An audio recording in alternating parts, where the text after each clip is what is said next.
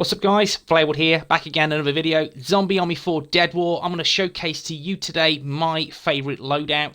I'm going to give you detail in terms of the weapons, perks and mods that I feel are highly effective for my playstyle and me and my team.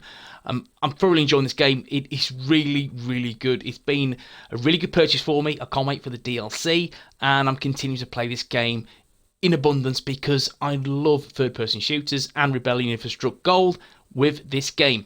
As always, if you enjoy my content, then please thumbs up. That helps me, it helps the channel, that gives it a little bit of traction, and this video gets a little bit of movement as well, so more people get to see my videos.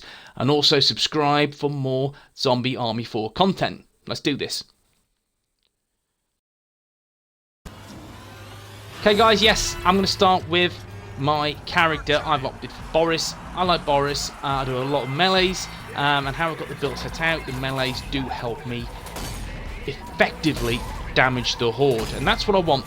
Movement, it is what it is. I'm not fussed about slow movement. I like that power through the melee, and that's how I've got the build set out.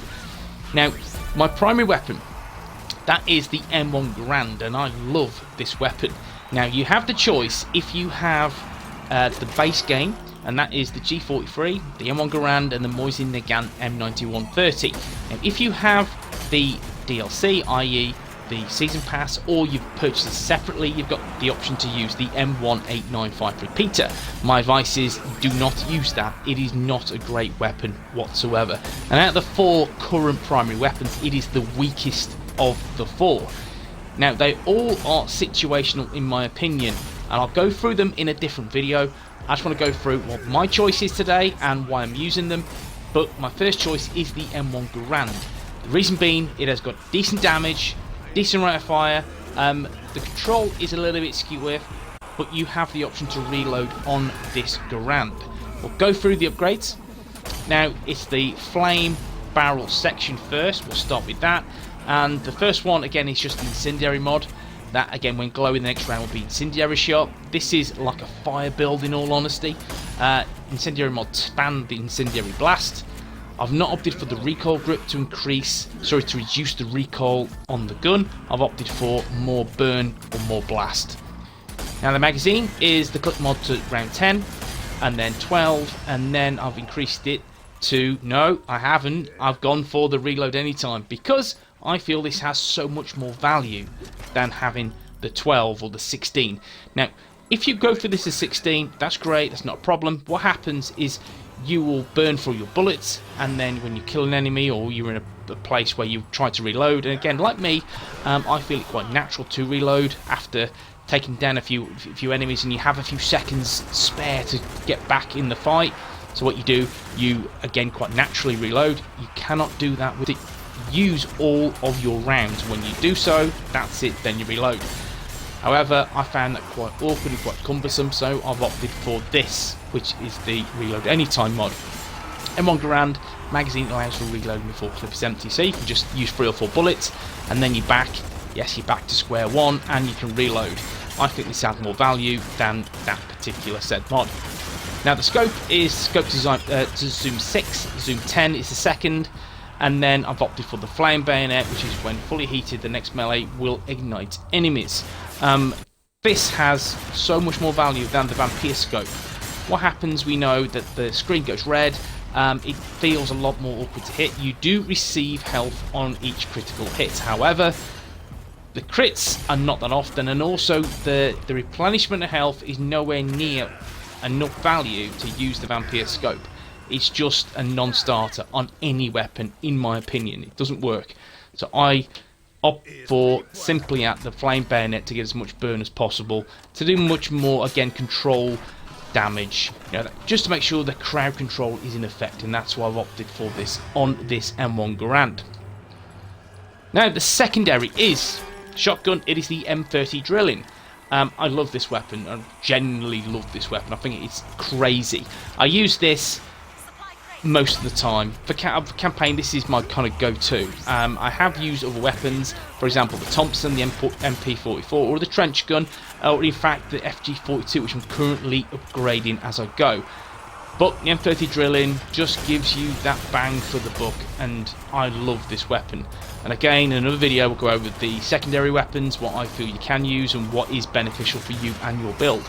But the M30 drilling, again with this is the flame barrel, so you're going to get the incendiary mod 1 and 2. And then I've opted for the sawn-off, which reduces the length of the barrel, reduces recoil, increases speed and increases reload speed. Key with this is you will only get 3 in the mag at any point. You will never get any more, so you really need that space for spread and reload speed. It helps on the weapon, so the sawn-off I feel helps me on this setup.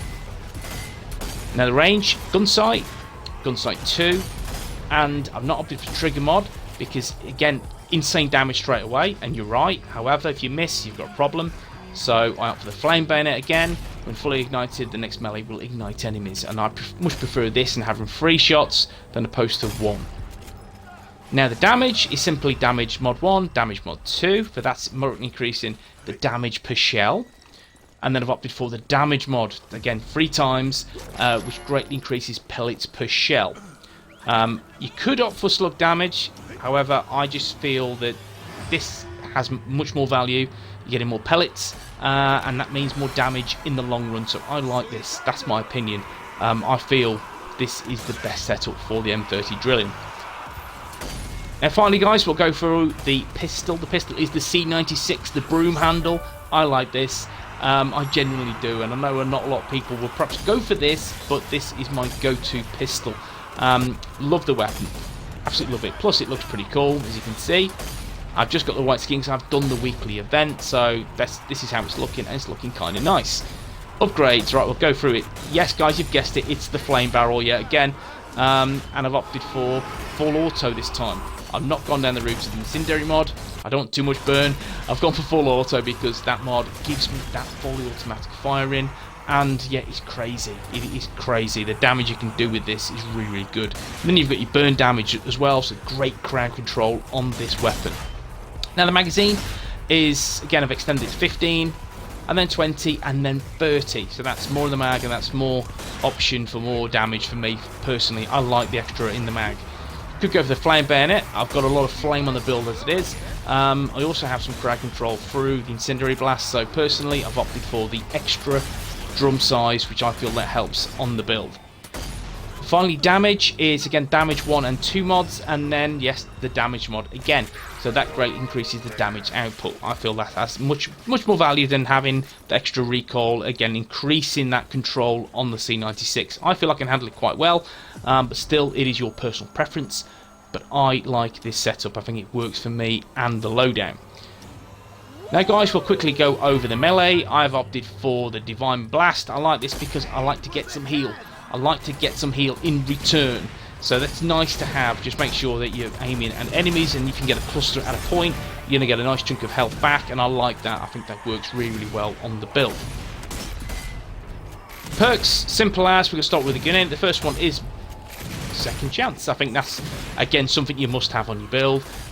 When downed, kill an enemy to revive. I have not got this leveled up yet. I need to spend some time leveling this up. Trust me, I need to. Once I do, I'll be happy days. But still, again, it's there as that reassurance that if you do drop one kill, you back up again, and I like this.